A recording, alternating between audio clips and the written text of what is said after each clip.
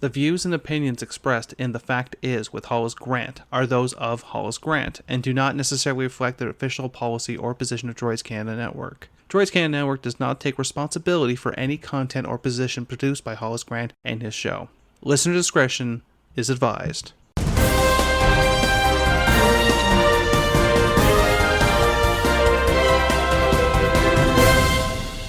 Good morning, good afternoon, and good evening. Thank you for tuning in to another edition of The Fact Is. I'm your host, Hollis Grant. Today we're going to be talking about Joey Hands Biden, President number 46, and how is he currently doing as President and leader of the free world. Currently, Taiwan has sent 50 fighter jets over Taiwanese airspace. No response has been issued. The tensions continue to escalate in the South China Seas. It is an issue that we are keeping an eye on closely, and there'll be more details to follow at a later time. But we'll talk about Afghanistan. We'll talk about transgenderism. If you're uncomfortable with these topics, I suggest that you come back again next week and we can talk about transgenderism. We'll leave that. You can come back next week. We're going to look at some situations that have evolved from his inaugural speech regarding transgenderism. So currently, his approval rating is sitting at an all-time low for President Biden. If we're going to compare how Biden is currently at the time compared to Trump, if we're going to use Trump as a base, Trump's approval rating at this point in time in his presidency, so just after 200 days, 250 days around there, we're looking at a 53% approval rating. But yet President Biden has fallen much lower than Trump. So how did he get so low? How did it drop? Why did it drop? What are some of the issues that are causing it to drop? Certainly, the Mexican border crisis is an issue. It hasn't been dealt with. It was assigned to Kamala Harris. Kamala Harris is nowhere to be found regarding a plan to stop the largest increase of illegal aliens over the border. Now, if we're going to look at the border, and the border itself, every country has a right to put up a border and control who comes in and who does not come into the country illegally. Every nation has a right to prevent people from crossing over the border. To really break down the issue, this comes down to an issue of, do you let people walk into the country and let them overstay their welcome, and not let government officials know who's in and who's not in the country, and stay, not pay taxes, and then declare citizency? Or do you follow the proper process and apply for citizenship through your local embassy and then follow all the steps needed to get into a country? And if you're ever looking at immigrating to another country, it can be a daunting and taxing experience. So cutting the line can be much easier, and if you don't have enough money to come into a country, because that is something, unfortunately, countries do look at, is how much wealth an individual has, because bringing people that have no money into the country and that don't speak the language, the working language of the country, is a cost to taxpayers. Is that fair for taxpayers? That's ultimately the question that's being asked at the border. And every politician from both sides seems to be playing on these emotions and taking a firm stance. But breaking down the issue to, should we be letting uneducated, non-English speaking immigrants into a country that have no education comparable to at least high school? What roles would they be doing in this country is a question that needs to be asked. And that's where the question should be, what do we do with these people? And I understand there's 11 million people currently that have been living in the United States that are undocumented, illegal aliens, that have been here for decades. So at what point do you say, enough's enough, you have to leave? Some of these are now multi-generational families. So how do you handle that situation? That was handled by former President Trump, and that would be another issue for another day. But it comes into play now is what's being done to stop this. And that's an issue that's coming up. So we'll take a look at the Fortune.com article. Joe Biden entered the White House riding a wave of popularity. His day one approval rating of 53% was well above outgoing President Trump's 38.7 approval rating. Keep in mind, that's the day that he went into office.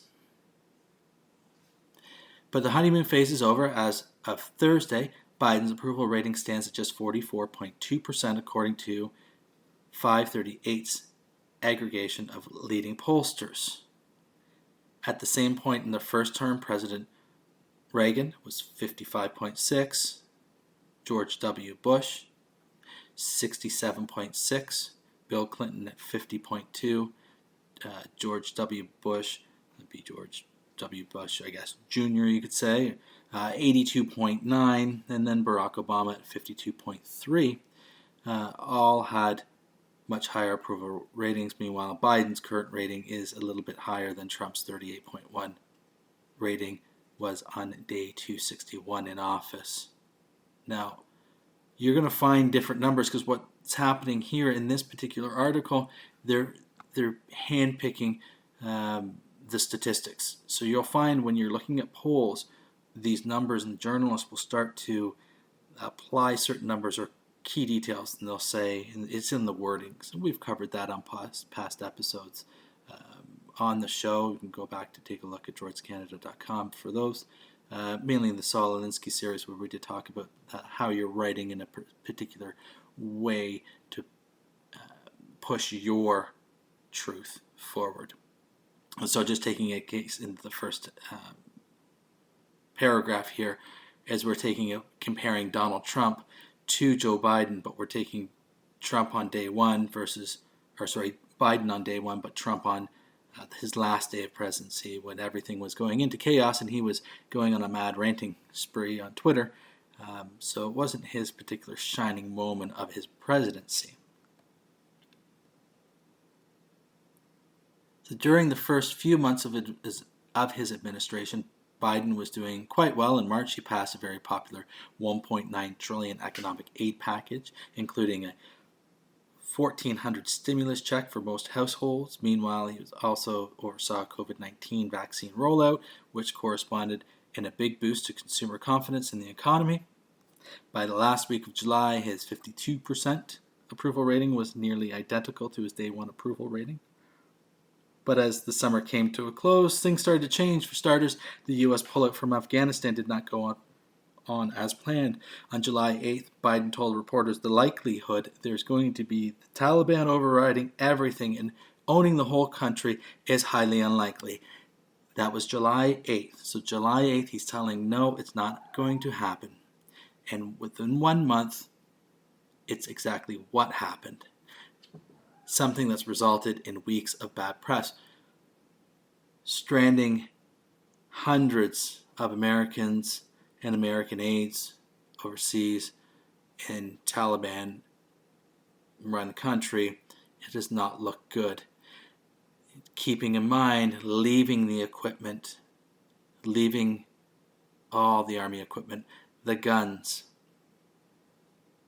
the helicopters.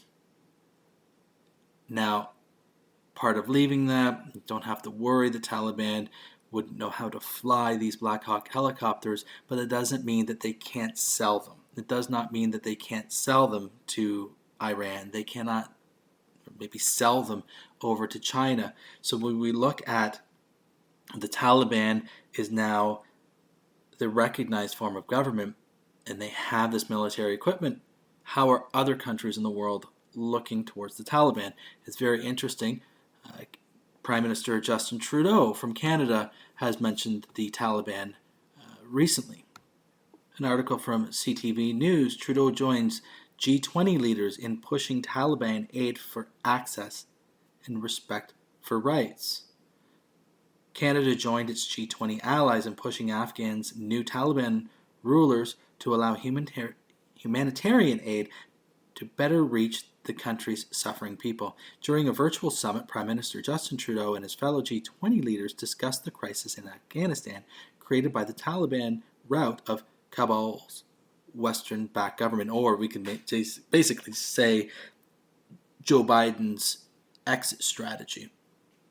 The European Union emerged from the summit Tuesday announcing a support package of $1.4 billion, about two-thirds of which was new money. There was no sign of any renewed Canadian financial commitment following Canada's August announcement of an additional $50 million in humanitarian assistance to international organizations helping Afghanistan. The financial assistance being offered by Canada and its allies is channeled through international organizations such as the United Nations and the World Bank, and has never been sent directly to Afghan government of any stripe. A senior government official said Trudeau used his speaking time at the G20 meeting to push the resettlement of Afghan refugees, noting that Canada had doubled its commitment to accept 40,000 asylum seekers. The official provided details of the Trudeau's participation at the meeting on the condition of anonymity because they were not authorized to speak on record. Trudeau joined other leaders in pressing the Taliban to protect the fundamental rights of the Afghans, and especially women. The meeting marked one of the first multilateral gatherings since August collapse of Afghanistan following the withdrawal of American military forces, which ended 2 decades of Western military and political engagement with the country. Afghanistan's economy is now on the verge of collapse, and its population is facing dire food shortages. Even before the country fell to the Taliban, Afghanistan was heavily reliant on foreign spending assistance. Italian Prime Minister Mario Draghi hosted the Tuesday meeting because his country currently holds the chair of the G20. The United States, China, and Russia are among the group members, and their leaders also attended the virtual summit. This is a problem that was created by the poor decision to pull out, or the execution of leaving. It was Trump's commitment to make sure that troops don't fight in these types of war, but it was Biden's rollout that ultimately failed the people that do live there. So now we're looking at a situation where Biden appears weak because it was America's territory. It was America's way to make sure that the process of power was transferred and that support was needed, and the government that it held up and supported failed and didn't fire a single bullet. And voters, citizens are frustrated with that. When we look at the numbers of how long they've been there, 2 decades, that they were there, you see how much money was spent. This is taxpayer money. This isn't government money. This is money that comes from taxpayers, the people's money. And the estimated cost was at $2.3 trillion. And that's from a release from Brown's University Cost of War project, and that was dated from September 1st, 2021. So $2.3 trillion of taxpayer money went to fund a war that was lost within a month. That once they left, it was all for naught. It would have been better for America to go into Afghanistan, do what they wanted to, blow up Al-Qaeda, and kill Osama bin Laden, and save maybe $1.3 trillion. Throw $1 trillion at it to kill one man. That's understandable to send the message. But at $2.3 trillion with no money, no investment, and that military equipment went to the enemy, doesn't help Biden's popularity. And going back to the article, at the same time COVID-19 pandemic, the focal point of Biden's 2020 campaign swung back with a vengeance. In some states, deaths resulting from the Delta variant are greater than their worst weeks in 2020. The silver lining for Biden is His disapproval rating of 48.3% doesn't represent a majority of Americans. A significant portion of Americans, around 7%, neither approve of his job nor disapprove. For comparison, at the same point in his presidency, Trump had a 55.4 disapproval rating. So far, Biden's slipping approval rating has yet to give Republicans a big 2020 midterm edge. According to the latest Real Clear Politics average, Democrats hold a plus 2% percentage point edge against Republicans in a 2022 generic congressional polls. That said, recent history is certainly on the side of Republicans. In the past 4 midterm elections, so 2006, 10, and 14, and 18, the president's political party lost congressional seats. Now, to go into Biden and his plan for COVID and battling COVID, and when he was speaking about COVID, we can hear it in the president's own words. October 15th, 2020 at 8:11 p.m. from his Twitter account. We're 8 months into this pandemic and Donald Trump still doesn't have a plan to get the virus under control. I do. His plan, as we know, was put masks on everybody and everybody has to get a shot. Everyone has to get vaccinated. It's a very interesting approach. Now, going on with the federal mask mandate, and after his election, he implemented that particular mandate that all federal employees in every federal location has to wear a mask mandate. Dr. Anthony Fauci stated the following when it came down to vaccines. As if you can recall, the vaccine rollout from Pfizer had just been released, and there was hopes that America and the world would be saved with this vaccine. So whether you love him or hate him, Dr. Anthony Fauci's own words were the following.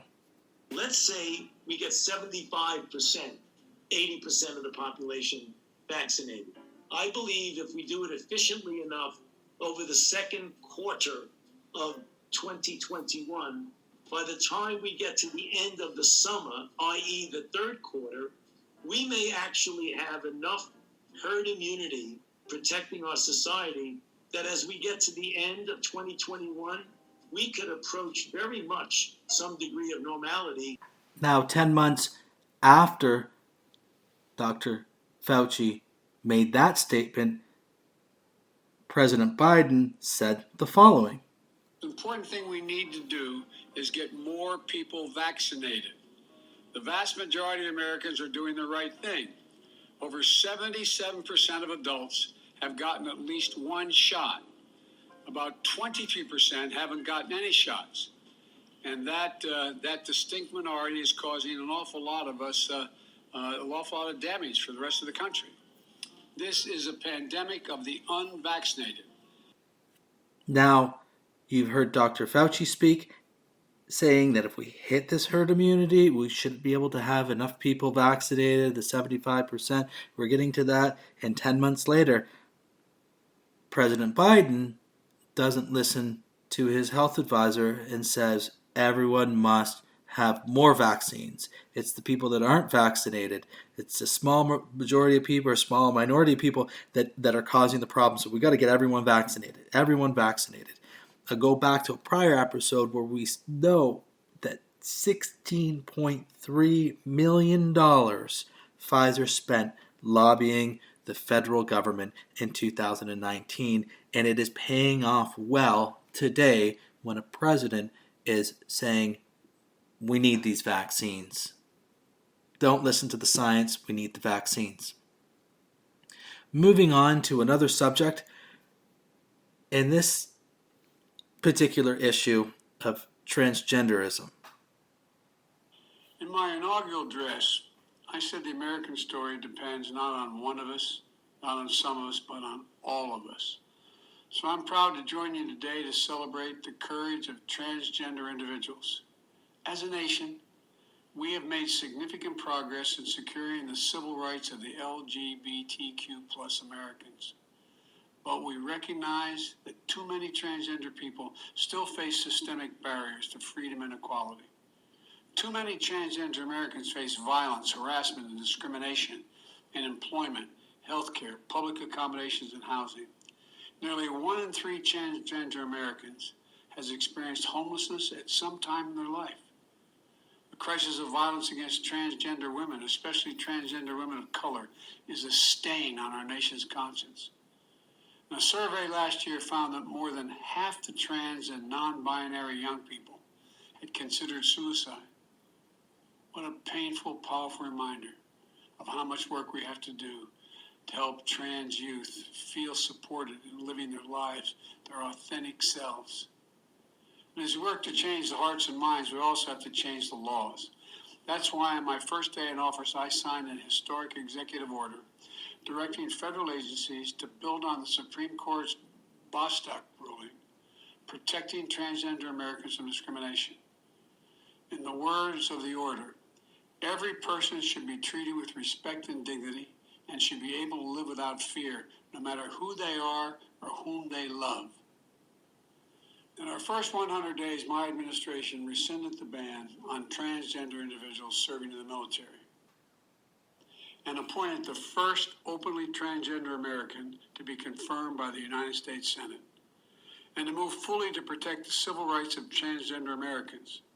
I want to see us pass the Equality Act to provide long overdue federal civil rights protections on the basis of sexual orientation and gender identity. I want every trans person, especially every trans young person out there, to know I see you, I hear you, and I'll continue to fighting for an America that transgender people, like everyone else, can live in and thrive in and succeed. Thank you. Building a more inclusive, trans-friendly America is Biden's goal. Taken from an article October 13th, 2021 from the New York Post, parents demand Virginia superintendent be fired over alleged sexual assault cover-up. Outraged parents are demanding a Virginia school board axe its superintendent and then resign en masse following claims the district tried to cover up 2 alleged sexual assaults by the same male student. More than 60 parents and students addressed the Loudoun County School Board during a fiery meeting on Tuesday night in the wake of the 2 alleged sexual assaults that occurred at 2 different schools May 28th and October 6th. The parents urged the board to, quote, end this nightmare, end quote, by holding themselves accountable to get rid of Superintendent Scott Ziegler. The Loudoun County Sheriff's Office confirmed to the Post on Wednesday that they are handling 2 sexual assault cases that occurred in 2 different campuses within the district. In the more recent case, a 15-year-old boy was arrested after allegedly forcing a female student into an empty classroom at Broad Run High School before inappropriately touching her on October 6, according to the Sheriff's Office. The 15-year-old remains in custody after being charged with sexual battery and abduction. The same student, who was 14 at the time, was previously arrested over the May 28th alleged sexual assault at Stonebridge High School. Scott Smith revealed to the Daily Wire this week that his 9th grade daughter was a victim in the May school case after a male student wearing a skirt allegedly attacked her in the girls' bathroom. Smith's attorney said the boy was eventually charged with 2 counts of forcible sodomy and 1 count of anal sodomy and 1 count of forcible fellatio. It wasn't immediately clear what action the school took against the student in the wake of the allegations. Smith has claimed the male student took advantage of the school district's transgender policy by gaining access to the female restroom to allegedly assault his daughter. Smith was arrested at Loudoun County Board meeting for disorderly conduct back in June after he erupted when Ziegler said the school hadn't had any incidents involving a transgender student in bathrooms and declared that, quote, the predator transgender student or person simply does not exist, end quote. Angry parents used the school board's meeting Tuesday to accuse Ziegler and the school district of trying to cover up the alleged sexual assaults by doing nothing about them. A spokesperson for the district said both incidences were immediately reported to the sheriff's office and they cooperated with the investigation. Your moral compasses are busted. You, Dr. Ziegler, and your school board, every one of you are complicit in these crimes against our children because you did nothing about it. Nothing, one mother said during the school board meeting. What is worse than a child being raped at school? The cover-up by those who are trusted with the safety and well-being of children? Today, Scott Ziegler must resign for the unconscionable act of allowing an alleged rapist back into school to rape again, and for that cover-up, another mother declared. Another added, "This is not China. This is the United States of America. We will not be silent. Remove the superintendent immediately and resign for your negligence and duplicity. End this nightmare." Loudoun County's divisive school board meetings have made headlines in recent months over issues ranging from transgender policies to mass mandates and critical race theory. We're not talking about mass mandates. We're not talking about critical race theory. Both for other episodes at a later time. We are speaking to the 14-year-old boy who turned 15 that decided to pretend to be a girl, to go into a bathroom and take advantage of a girl. While an administration and a school board and a party, the Democratic Party, protect this practice. Having a penis and calling yourself a woman should not be a discussion. Should not be public policy to make someone with a penis feel comfortable to go into a bathroom. It's unacceptable, and people feel that way, and it's showing in the poll numbers. The discussion should be is after the surgery is completed. And I understand this transitioning process, and you're transitioning. Then these people need to realize that if you're going through the process and if you're becoming an athlete, you're not a professional athlete until you become a professional athlete. You're not a doctor until you become a doctor. So if everything else in society has a finish line of crossing that particular line, to become an engineer, you must finish your engineering training. To become a lawyer, you must pass the bar. You're not a lawyer because you identify as a lawyer when you haven't passed that bar. You're studying to be a lawyer. You're studying to be a doctor. You cannot call yourself a doctor. You cannot feel like a doctor and want to be called a doctor and demand to be called a doctor. You have to become the doctor. So we have to answer this question. What is a woman, or what is a man? And what time is that process completed? Because children are at stake in this particular situation. And it's a small percentage of Americans and the world over are transgendered, less than 1%. 99% of the population must bow to the 1%. So if we're forced to have the conversation, then we should start defining this. And that's the problem with Joe Biden's presidency. There's no defining. He's very loose on matters. He'll change. He's not a decision maker. Like him or love him, President Trump would make decisions. And it reflected in his polls. It reflected in his numbers. But he was a person to make a decision. Right or wrong, he made a decision. And Democrats and liberals like Justin Trudeau and Joe Biden do not take clear stands.